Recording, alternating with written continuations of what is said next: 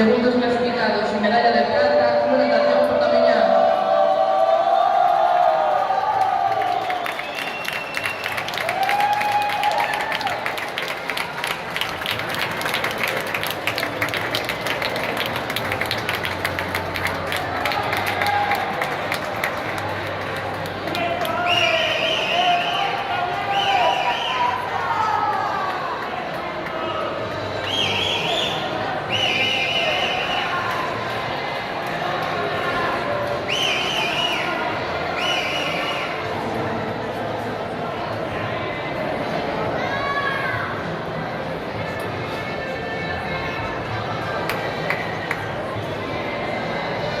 Primeros clasificados y campeones gallegos, Club Natación Casino Coruña.